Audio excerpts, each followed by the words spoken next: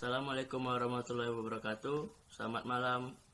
Kami dari kelompok 4 yang bermateri problematika kemiskinan di Indonesia, yang mana beranggotakan saya sendiri, Arif Budiman. Saya Jessica. Saya Hasna Fauzia. Nama saya Venisa Sofiani.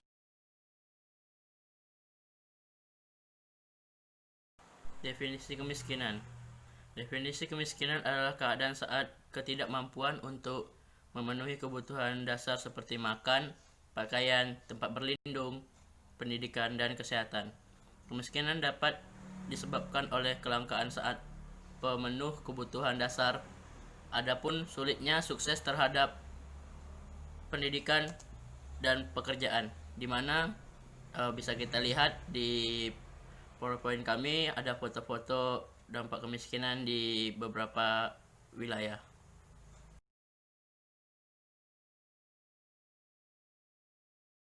Kemiskinan menjadi dua, yaitu absolut dan relatif. Yang mana absolut diidentifikasi jumlah penduduk yang hidup di bawah garis kemiskinan tertentu. Bank Dunia menggambarkan sangat miskin dengan pendapatan kurang dari $1 per hari dan miskin dengan pendapatan kurang dari $2 per hari. Ada juga yang mengkategorikan miskin dapat dengan pendapatan kurang dari $1 per hari dan miskin menengah dengan pendapatan kurang dari $2 per hari. Relatif, yang mana kemiskinan yang lebih banyak ditentukan oleh masyarakat sekitarnya. Walaupun pendapatan seseorang telah mencapai kebutuhan dasar minimum, tetapi apabila masyarakat sekitar pendapatannya lebih tinggi, maka dikatakan miskin.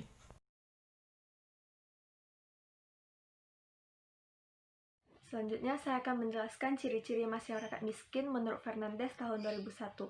Yang pertama adalah aspek politik, yaitu tidak memiliki akses ke proses pengambilan keputusan yang menyangkut hidup mereka. Yang kedua adalah aspek sosial, yaitu tersingkir dari institusi utama masyarakat yang ada. Yang ketiga adalah aspek ekonomi, yaitu kualitas sumber daya manusia rendah, kesehatan, pendidikan, keterampilan, rendahnya kepemilikan atau aspek fisik, air bersih, dan penerangan. Yang keempat adalah aspek budaya, yaitu budaya kualitas sumber daya manusia rendah, etos kerja rendah, berpikir pendek, dan mudah menyerah.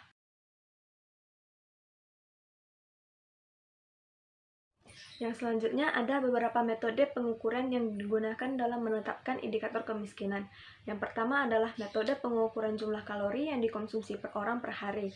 Yang kedua adalah metode pengukuran pendapatan yang disetarakan dengan nilai tukar beras per kapita per tahun. Yang ketiga, metode pengukuran berdasarkan kriteria kesejahteraan keluarga. Yang keempat, metode pengukuran jumlah pendapatan. Yang kelima, metode pengukuran pemenuhan kebutuhan sesuai hak-hak dasar.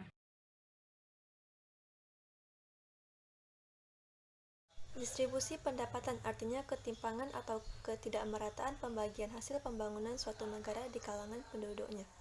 Relatif artinya perbandingan jumlah pendapatan yang diterima oleh berbagai golongan penerima pendapatan didasarkan pada besarnya pendapatan yang diterima.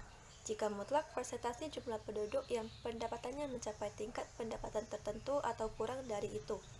Ukuran distribusi pendapatan menurut Bank Dunia dibedakan menjadi 3, yaitu jika rendah, digolongkan dari bila 40% penduduk berpenghasilan terendah menerima besar dari 17% bagian pendapatan. Jika sedang, bila 40% penduduk berpenghasilan terendah menerima 12-17% bagian pendapatan. Jika tinggi, bila 40% penduduk berpenghasilan terendah menerima kurang dari 12% bagian pendapatan.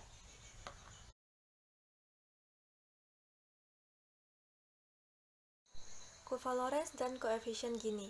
Rasio Gini atau koefisien adalah alat mengukur derajat ketidakmerataan distribusi penduduk. Ini didasarkan pada kurva Lorenz, yaitu sebuah kurva pengeluaran kumulatif yang membandingkan distribusi dari suatu variabel tertentu, misalnya pendapatan, dengan distribusi uniform atau seragam yang mewakili persentase kumulatif penduduk. Semakin jauh jarak garis kurva Lorenz dari garis diagonal atau semakin lurus, maka semakin tinggi tingkat ketidakmerataannya.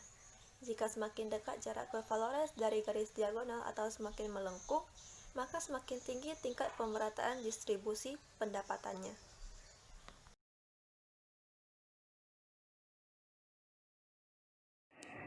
Indonesia kaya akan sumber daya alam.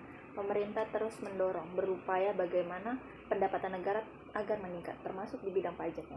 Pendapatan negara ini yang harusnya digunakan untuk mewujudkan kebijakan pemerintah agar kemiskinan di Indonesia semakin menurun. Baik itu pembenahan di bidang pendidikan, sosial budaya, kesehatan, perluasan lapangan pekerjaan, serta pembenahan pemerintah yang bersih dari tindak KKN. Lalu dengan distribusi pendapatan yang merata tentu akan meningkatkan kesejahteraan masyarakat, lalu akan menurunkan angka pengangguran. Nah, ini berarti angka kemiskinan di Indonesia akan semakin turun.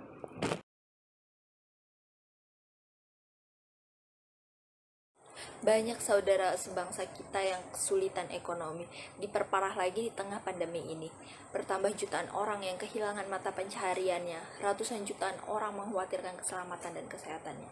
Ini saatnya pemerintah menjalankan kebijakannya, membantu rakyat agar bisa bertahan hidup, memberikan subsidi dan bantuan kepada mereka yang benar-benar membutuhkannya. Hentikan tindakan petinggi yang melakukan korupsi.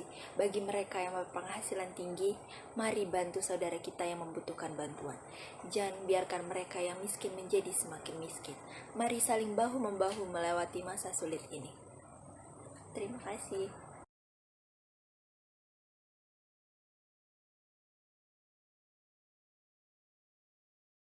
Kebijakan pemerintah untuk menurunkan kemiskinan dan meningkatkan distribusi pendapatan, yaitu membuat pertumbuhan ekonomi bermanfaat bagi rakyat miskin, membuat layanan sosial bermanfaat bagi rakyat miskin, dan membuat pengeluaran pemerintah bermanfaat bagi mereka, menciptakan lapangan pekerjaan, menghapus korupsi dan ditindak tegas setiap orang yang terlibat dalam masalah tersebut, menggalakkan program seperti zakat, menjaga stabilitas harga, kebutuhan pokok, meningkatkan akses masyarakat miskin kepada pelayanan dasar seperti diberikan beasiswa untuk mahasiswa miskin dan mahasiswa berprestasi.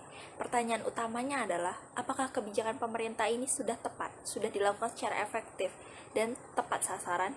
Bagaimana?